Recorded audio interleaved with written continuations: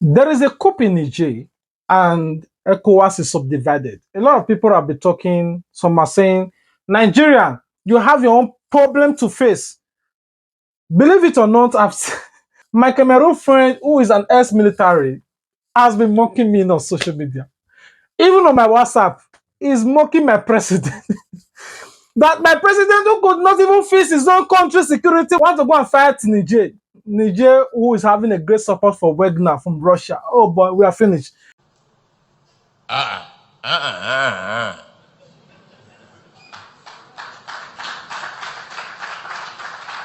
Now, I want you guys to imagine on your own head that if Nigeria, we all know that Nigeria soldiers are good. Do you think this is the rightful time for we to even have another country problem on our head? Well, I want you guys to first of all watch this particular video. Why do you think an attack on Niger, in line with ECOWAS resolution, will amount to an attack on northern Nigeria? The territories are distinct. Right. Right. I saw the piece before we started. I am really shocked. The primary responsibility of President Bola Ahmed Tinubu is to Nigeria and not to ECOWAS. He answers to us. He's not even addressed Nigerians and justify what he's going to do. He's gone to the Senate to ask for approval. That's no way to declare war. It's not easy declaring war. You're sending your men and women into harm's way to go and get killed and kill. I've said it clearly from the outset of that piece I wrote. I am not into political correctness. We in the North, we are tired of wars. We have been at war for 13 years, for 14 years now with Boko Haram, since 2009, and 9 years with bandits and kidnappers. And you're bringing a fresh war to us? And we share with Niger Republic, long before the creation of these two entities, Niger and Nigeria, we have shared heritages in our culture, in our religion, in our languages. And we share a border over 1,000 kilometers from the northwesterly end in Kebbi to the northeasterly end in Borno. We have Zabarmas in Nigeria and Niger. We have Hausas. They are the predominant tribe in Niger, 53%. We have Fulanis. We have Kanuris. The whole of Diffa region around the northeast of Nigeria, they are Kanuris. So we're going to war and killing them for what? Before any president goes to war, he comes and explains to his people, these are the reasons why I'm going to war. What are the strategic importance, economic, security, or political strategic importance of going to war? What are the self-interests of that country in going to war? The people who are going to war on their behalf, the Western world, France and the United States, they know what their interests are. Their strategic interest is not the people of Niger or Nigeria, but what is underneath the soil of Niger and Nigeria. Prof, well, is this really about ethnic identity? Go ahead. Is this about ethnic identity? The president approached the Senate as stated in Section 5 of the Constitution, because the president of Nigeria cannot go to war without the approval of the National Assembly at a joint session. Or he may not he may just seek the consent of the National Defense Council and send troops on limited combat duty. But he was talking specifically about resolutions of ECOWAS. He's chairman of ECOWAS, and Nigeria is a signatory to the Constitutive Act of ECOWAS on coups and military interventions in the region. Right. So he's sounding like he's answerable more to ECOWAS than to Nigerians. We in Nigeria, 78% of the landmass of Nigeria, 7 states and 19 states in this country are saying no to an unprovoked war with Niger. It's not ECOWAS. His primary responsibility is to Nigerians, not to ECOWAS. He's not convinced us why he should send boots to the ground in Niger Republic. And for goodness sake, Where are you going to get the troops from? The Nigerian military is stretched all across, deployed all across the 36 states of this country. Where is he going to get the troops from? Is he going to pull troops from the northwest, or the northeast, or the southeast? The only place there is some leeway is the southwest. And that will be a small number of troops. And he should be very, very careful. That is what I wrote there. He's going to do the bidding of the Western world. The fight in Niger is not our fight. It is going to be a proxy war between Russia and NATO. And this is what concerns me the most. We have been surrounded by countries now where you're having this proxy war between these two countries. And we're going to do their bidding. President Bola Ahmed Tinubu has not even settled down. He doesn't even have his team, and he's declaring war without consulting the people, without the consent of the people. Okay. No, we say no to war, and we're not going to support any war. Okay, I get your point. You had a number of recommendations, one of which is that diplomacy should be the best option. Where that diplomacy, as ECOWAS chair, President Tinubu had liaised with President Patrice Talon of Republic of Benin. He was the first person to go there. President Idris Deby of Chad was also sent there. The chief of air staff of Nigeria and the former governor of Katsina State, Aminu Masari, and one other were also sent there. They didn't make progress. Only this week, General Abdul Salami Abubakar and the Sultan were also sent, as a delegation, as part of a delegation, to talk to the coup leaders. In fact, they were not even granted the audience. So that diplomatic option has been pursued. It has failed. Are you suggesting that if the other ECOWAS chiefs, ECOWAS presidents, now that their army chiefs have met, if they decide to go ahead, Nigeria should just pull out? How would that make us look? No, I'm saying if they decide to go, that will be wrong decision. And if President Bola Ahmed Tinubu takes the decision as the chairman of ECOWAS to go to war, he's doing that on his own. No, but I'm saying that it's not a unilateral decision. No. It's a group decision. No, Nigeria is Nigeria. And he is governing 200 million people. We have to give him approval to do that, even if he's the chairman of ECOWAS. The president of the Federal Republic of Nigeria is more relevant to us than being the chairman of ECOWAS. We that know are telling him things that his advisors will not tell him, that going to war, sending troops into Niger Republic will be a disaster, unprovoked. We have had our own share of military takeovers in Nigeria. Nobody sent troops to us. What of Mali? What of Guinea? What of Burkina Faso? What of that Chad? That was the place where the French president was there babysitting the current president. Nobody sent troops there. We need to be very, very careful. It's their internal problem, and we should be able to help them. And the reason why we are saying negotiations do not help, at the very beginning, you are putting on the table the threat of violence, the threat of force, and you're asking the other party to listen to you. You have brought your last trump card at the very beginning. There's no way to do it. And it's showing the inexperience of President Bola Ahmed Tinubu on the international scene. He has not been properly advised. He does not have his team to advise him properly. You do not do that. Okay, let's say you roll in your tanks, if you have them, into Niger Republic. What do you do? What do you do? You install Bazoum by force and you stay there and keep him by force? We have seen the United States going to Iraq, going to Afghanistan, saying they are going to bring democracy. Where are they now? We need to be very, very, very careful. Military option is not the option.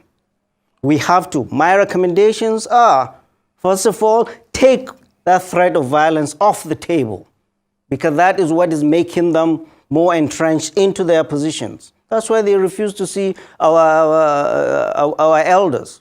You are saying you're going to hit them and you're going to talk to them. Why are you here then? Take the threat of violence off the table.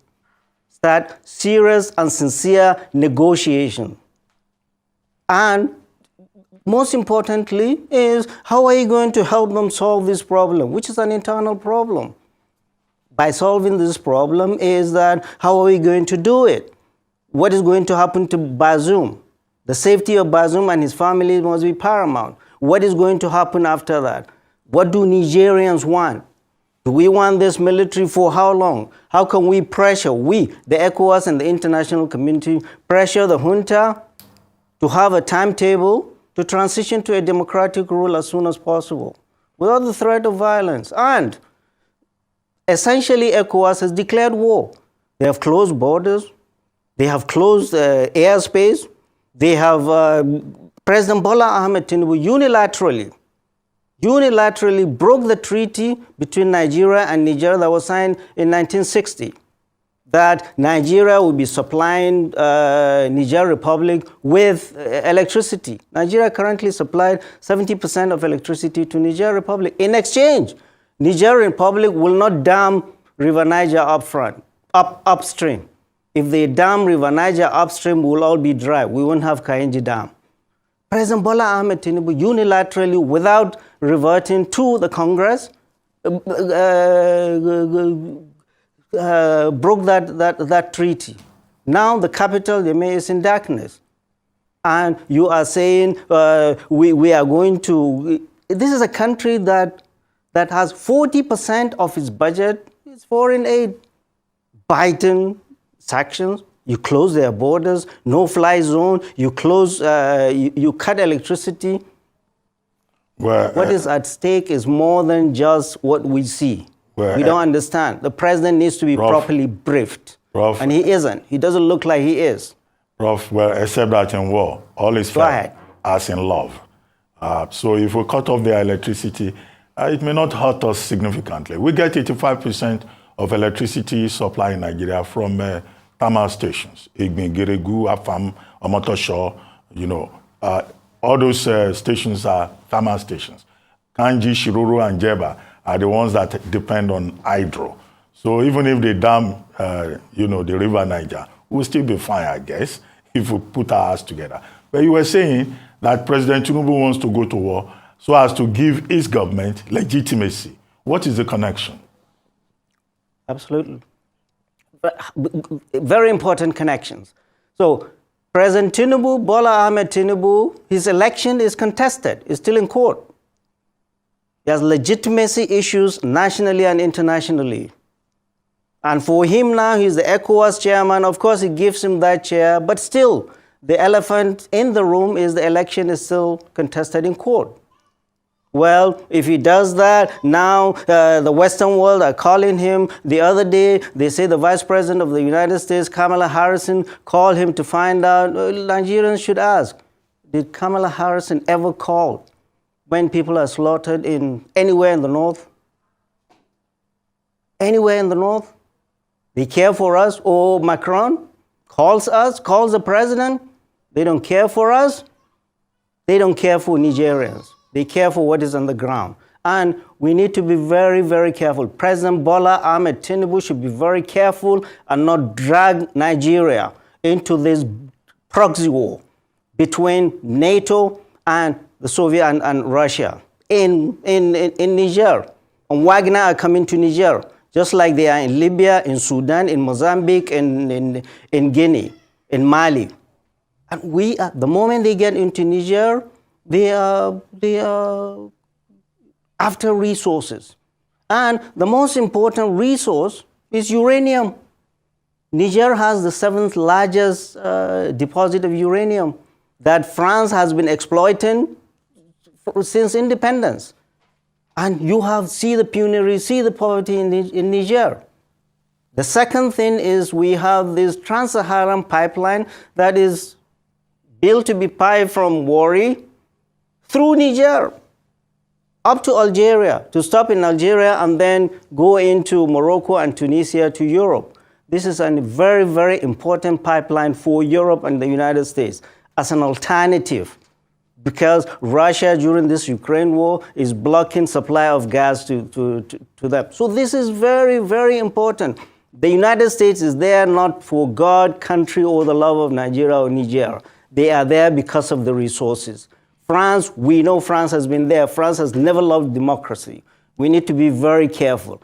At a time, and I wrote it in that letter, in that piece, at a time when African Francophone countries like Burkina Faso, like Mali, they are severing their ties with France. Our president Bola Ahmed Tinubu is being dragged into being their ally. Prof. They can never be good allies. Prof, today is the deadline that ECOWAS has given, and you are saying forget about military intervention.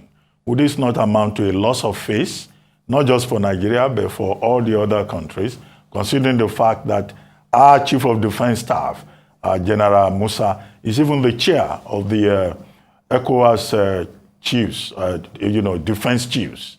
How do we live with that? What will look like an embarrassment, or if you like, disgrace? Because the coup leaders in Niger, they've been snubbing Nigeria routinely. No, Ruben, we have never had issues with Niger. During the Civil War, Niger was a very important ally when Cote d'Ivoire and Gabon were against us, when France was against us.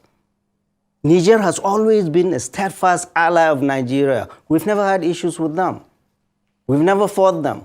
We go in there, we will see the father and mother of banditry and Boko Haram like we've never seen. Forget faces. It's not our ego or the face of the president or anybody.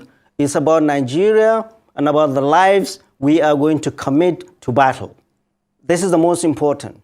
This is not well thought through. This is misguided and will not be accepted by people, especially we here in the north that live in close proximity to this war. These are our flesh and blood. They are our people. They've done nothing to us. They are our allies. You go to Zamfara, you go to Katsina, you go to Niger, you go to Borno State. They have been helping villagers when bandits come. And over 300,000 of Nigerians are IDPs in Niger Republic from all of these conflicts. President Bola Ahmed Tinubu, instead of starting a fresh war, we want you to close these wars. Boko Haram, 14 years. Banditry, 9 years. We want you to give marching orders to the military. We want this Boko Haram and banditry to end and end now. It can be done. We don't want it to be a forever war. Our societies have been devastated. Economies devastated. Our schools, hospitals, infrastructures devastated. You are starting another war and you expect us to support you? Why? Okay. We voted for you. That is we, not I. I didn't vote for you. Those that voted for you to bring peace to our land. We want you this year to bring an end to Boko Haram and banditry instead of opening another battle front in Niger Republic. That is your mandate from Nigerians, not ECOWAS. Well, Prof, you've been talking about proxy war. Russia and NATO, you kept mentioning them. Well, France is also at the center of this. France, Germany, the US, they have military bases in Niger. And some people have been saying, why did they fold their arms and allow the coup to take place? That's one question. But specifically the role of France. You said France doesn't like democracy. Well, there has been a rebellion against France in Niger and also in Mali. The coup leaders in Mali have just decided to cancel about 11 agreements that they signed with France in 1961, including France having control over their external reserves and also, having the first right of refusal over mineral resources in the country. Is this the beginning of the end for France in West Africa, or it may not go that far? We hope and pray it is. All these colonial powers should leave these colonies alone, should get out of their colonies. They've been exploiting their resources. Look at all the Francophone countries, very rich in natural resources, nothing to show. What are they doing there? What have they benefited from their being there? And France is now coming to tell us, oh, it loves democracy. And the United States, that it has no business being around here, has bases with over 1,000. We have about 1,100 soldiers there with drone base. They are watching over all the Sahel. They are saying they are after terrorists and Islamists. And France has troops there. They moved their troops that were kicked out of Mali into Niger. We are in solidarity with our brothers and sisters in Niger Republic, that no war should come to them. We will be the ones who are going to suffer in northern Nigeria, and we are not going to give any support to President Bola Ahmed Tinubu to commit our forces to this unguided and unjustified war. I cannot be any more clearer than this. Okay. Let me go back to the Constitution. What if President Tinubu, backed by Nigeria's National Defense Council, decides to go ahead? What will be the implications? Because the Constitution's sub 5, section 5, says, notwithstanding the provisions of section 4 of this section, the President, in consultation with the National Defense Council, may deploy members of the armed forces of the Federation on a limited combat duty outside Nigeria if he is satisfied that the national security is under imminent threat or danger, provided that within 7 days he will now seek the consent of the Senate. So what if he goes ahead in a limited sense? Right. What will be the implications? Good. Good. One thing, Nigeria's national security is not threatened. It's not under threat. Neither the president nor his military chiefs have come and convinced Nigerians that our national security is under threat. It isn't. We see no reason, we see no evidence to show that. And National Defense Council, who are the constituents of that National Defense Council? Who? He does not even have his cabinet. What council is he talking about? The only council he has himself and his advisors and the service chiefs.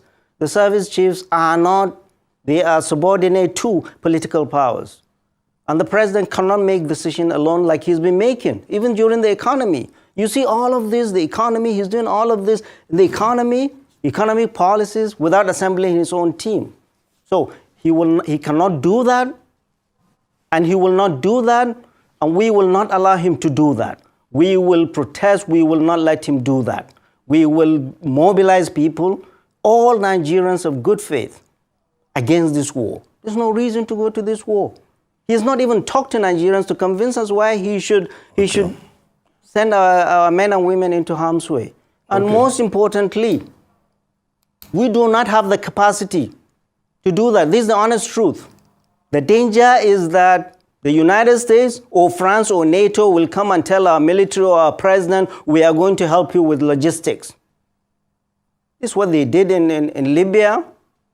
They killed Gaddafi and then they ran and left. Look at Libya, where it is today. This is Iraq. Where are they today? This is Afghanistan. Where is it? Wherever they go, bad things happen. Okay. So, our president should not commit our military to this misguided war without talking to us Nigerians and convincing us. But I will tell him this for free, that his advisors will not tell him. We in the North, we will not support any form of aggression on Niger Republic. Unprovoked. We see no reason to do that. None at all. None. Well, we have enough problem. Mr. President and your military should look inward and take care of Boko Haram and banditry that have been plaguing us for the last 14 years. You cannot handle this ragtag bandits on motorcycle. You are pulling tanks and going there. This is your job. Do not leave these two wars as abandoned project and move to open another theater of war, which you will lose. You will lose. What is your exit strategy? What is your exit strategy? You go there, put Bazoum and live. Are you going to remain there forever to hold Bazoum? Okay. We shouldn't pray for war. We shouldn't pray for war. And Nigerians or Africa should not allow the Western world to control them against themselves. So let's embrace ourselves, and let's work hand in hand together, and let's make Africa a great country and free from the colonial masters. All right, what is your thoughts about this whole issue that are going on? I know a lot of you are supporting Nigeria's ECOWAS and this and that. Nigerians are see, no matter how your soldiers are strong, they will still lost soldiers. Is that 50 soldiers from Nigeria died, the other one lost 500 soldiers. 50, these are people's children, these are people's father, these are people's husbands, and these are people's son. Please, we don't need war in Africa. There should be peace. Let Niger face their own problem. Since they said we don't want this man to become our president, ECOWAS, remove your eye. Go and put your house in order so that similar thing will not happen to you. If you continue to do the same way things you are doing, remember this thing will also knock in your door.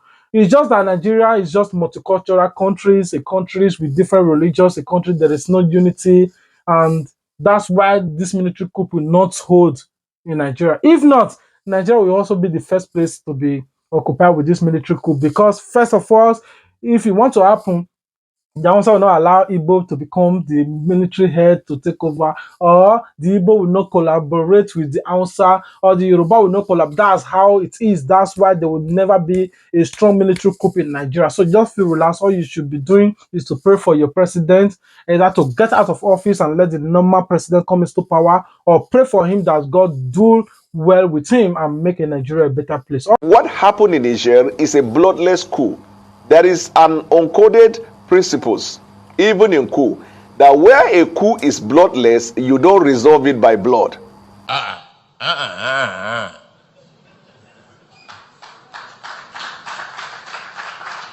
You know, Nigeria share borders with Niger. That is my biggest concern. That when you hear that word, Fulani herdsmen, these are Nigerian who occupied Nigeria forest.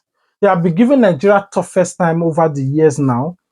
If Nigeria decided to add this threat to them, believe me, there will be a great consequences to Nigeria.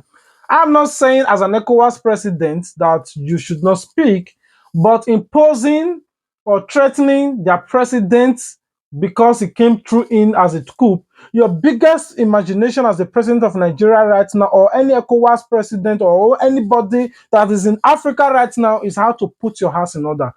As we speak up till today, the American government has not designated what happened in Niger as a military coup.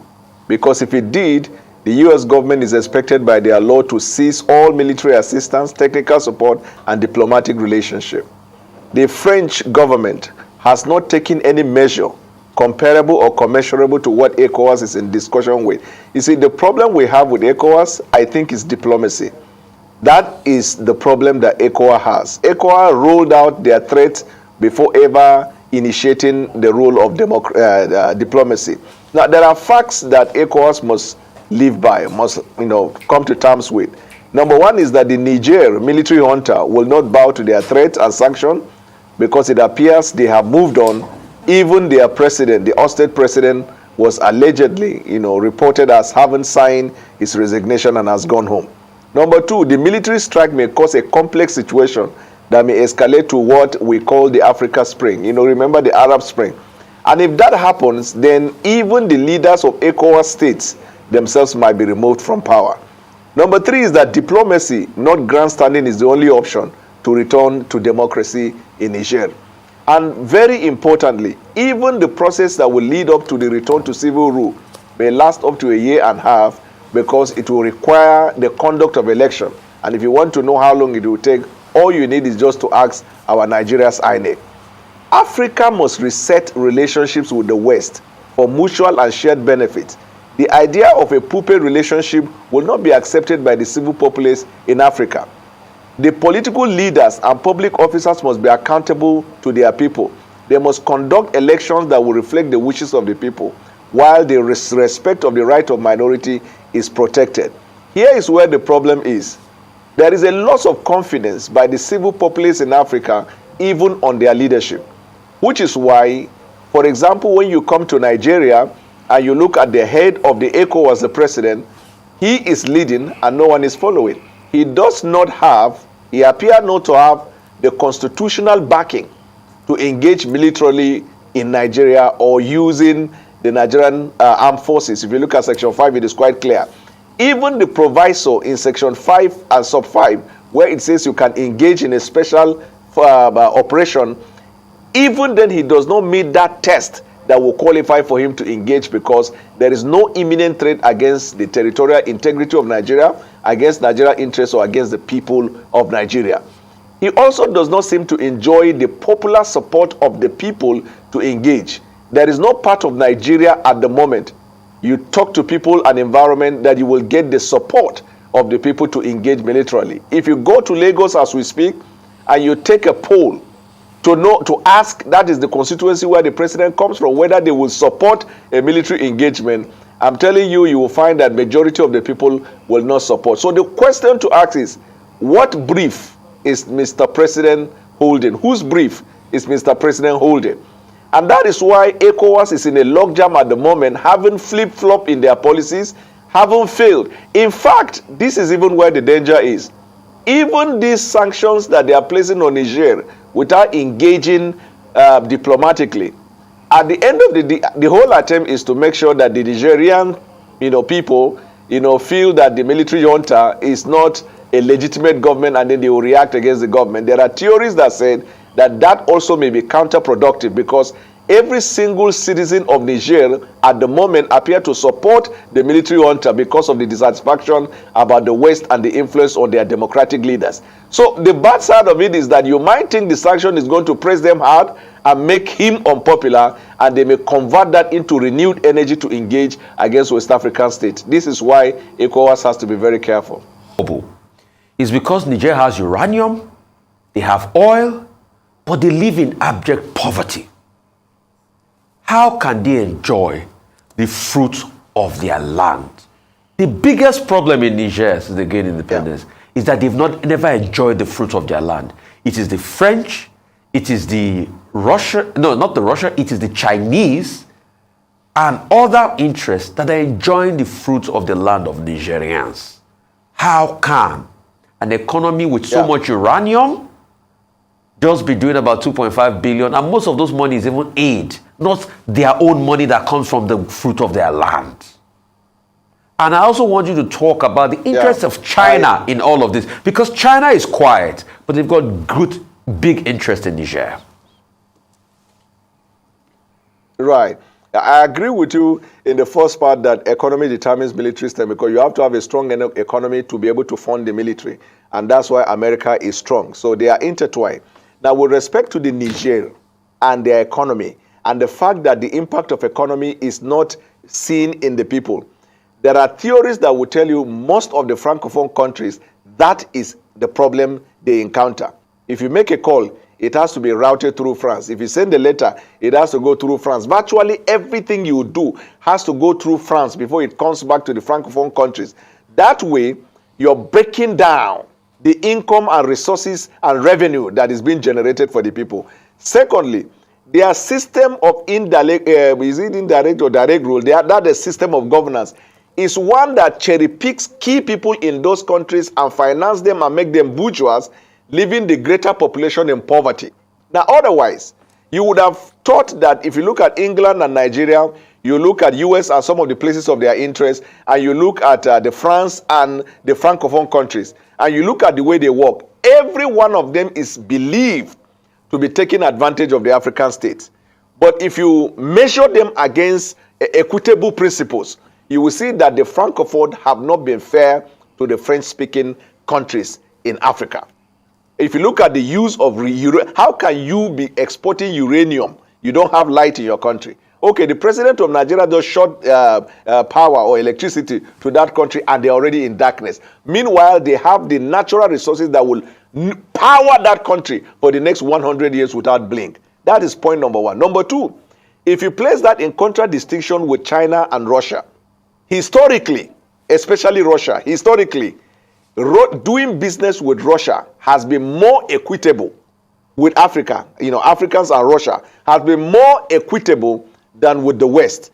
Is there a possibility for a reset? Of course, for sure. Is Russian government doing, lowering the standards so he can buy up Africans? It might be possible. What about China? Look at all that China is busy doing. while the part of the West are giving loan, China started by giving, grants, helping the countries, and then comes with loan. So there is an interest from different parts of the world, but that of Russia and China, as of today, based on assessment, appear to be more beneficial to the African states. And that is why they are tilting towards Russia and China more than the West, because the West have been there. How can Nigeria, in Nigeria, for example, you want to go to England to study, look at the tuition fee. Even when you go and you study, they tell you you have 18 months to work and then you come back to your country. A relationship that had lasted for how long? But if you put that in contradistinction with some other powers that are showing interest in Africa, they will say, when you go and study, you have the right to stay for the next 5 or 10 years to work. All of these are part of the issues that border on economy. Look at who is controlling our finances. When somebody steals the Nigerian resources and sends it to the to the UK, the NCA, National Crimes Agency, would have seen the money leaving Nigeria to UK. They will never intercept it and stop it. When Nigerian government want to repatriate the money, then administrative bottleneck. Would you have believed that 25 years or more after Abacha has died, we will still be chasing Abacha money? The same thing with the US. You will see that people are moving the money under their wiretap law and all these things. They can track and trace and stop it, but they will not. To them, let these things come to our economy, because it will boost the economy. But when it has to go out, then we'll bring the issue of extradition law. We'll bring Dezani. When Buhari came on board and Buhari wanted Dezani to come, they created in England a very, very insignificant reason to keep Dezani. They say she's required to attend police station. She went there, they say, okay, admit yourself to bail. And they told the Nigerian government that, okay, based on this, she cannot go. She has to stay here while we investigate in order to keep her away from Nigeria. So all of these things, ECOWAS need to look at it. It's reality, economy. Nothing is working in Africa. And Africa has the capacity to transform itself into a better continent than the West. Why? So introspection, analysis, and resetting of a relationship is key. It's very key. And that is why Russia is coming with all these overtures. He called them to St. Petersburg. He said, I forfeit the 200 billion. In fact, I will send you rice free. In fact, I will open up those places that I blocked for the West so that food will come into your country. And if a man is hungry and you're telling him, I will feed you, I will do this, I forgive you, he's more likely to listen to you than a man is hungry and you're telling him to accept gay right and transgender right before you give him any help. Virtually every help coming to Africa now is tied to certain rights that are not acceptable in our society. These are the things that ECOWAS should be focusing on. Economy. I agree with you, Rufai. They should be focusing. That's why, in fact, the very constitution of that body is economy, and they are engaging in military action. Economic Community of West Africa. Do we have free trade? Is the ease of doing business in West Africa good? You want to fly to Ghana, you are paying the same amount that you would have flown to London. So why won't you go to London and shop? You want to go to Kenya, you need this, you need that, you need that. You see Nigerians in Kenya at the immigration being treated as if they are animals. These are the issues that ECOWAS should focus on. That's how European Union came together. But the idea of cap and hand, okay, we will go India and then you will give us this forgiveness, will never work. Daniel, please, we have just about 2 or 3 minutes flat to go. Now, all of this is in the context of the meeting that ECOWAS leaders will hold later today. But I'd like to ask you, what is the worst possible scenario? France is under heavy pressure. Mali has broken 11 agreements that they signed in 1961. Burkina Faso has also cancelled the double taxation rule that they have in relation with France. So France can get desperate because it's losing its hold on those Francophone countries. The US, Victoria Nuland, going back to the US, having been snubbed, is also saying the US may not rule out military intervention. So even if the ECOWAS leaders say, well, you know, we'll pursue diplomacy, is it possible that France and the US and the Western allies can go in and save or protect the interests of their friend who has been displaced? And what will be the implications for us? Briefly. Under international law of war and peace, no foreign nation has the right to invade another country militarily without a cause. Some of the causes are, and this is why if ECOWAS refuse to throw their dogs into the fight, the West will be brought to their knees to renegotiate. This whole idea is about negotiation. The West also does that. if you need to discuss the basis for which you are selling your item, probably you are selling it for 10 naira, now you want to sell it for 30. It is this kind of scenario that should bring all parties on board and let them discuss economic shared interest. Now, this is the worst case scenario, because the only way a territorial integrity can be invaded by the West is when African country is engaged militarily with the other. That is what will activate even some of the laws for African Command. They will now say, okay, we have been keeping our bases there in case of armed conflict, so now we want to come in and save. Now, even the contract you sign with these countries that they will defend you against the insurgent, if the countries say we don't need you, you still cannot come in. So, best case scenario is this is the time to renegotiate the basis for shared interest. Worst case scenario is that either ECOWAS will be compelled to go in and it will create crisis in Africa, and then these people will scramble for the resources, or if ECOWAS refuse, then this West will be forced to negotiate. Okay, except that we don't have much time, but you know that we have seen countries ignoring UN resolutions, acting unilaterally, and just defying orders in Iraq, in Libya, even Ukraine. Ukraine did not wait for anybody. Russia didn't wait for anybody before they used nuclear weapon as an excuse. Before it invaded nuclear Ukraine. Weapon as an excuse. Well, but those resolutions that followed internationally, did they respect them? Anyway, thank you very much. We shouldn't pray for war. We shouldn't pray for war. And Nigerians or Africa should not allow the Western world to control them against themselves. All right, we love you. Remember, God loves you more. Until we meet again, peace out. Don't forget to subscribe to get notified. And as you they share your support, now say God bless you too. Sense on the bed. Lambi TV, Lambi TV, Lambi TV.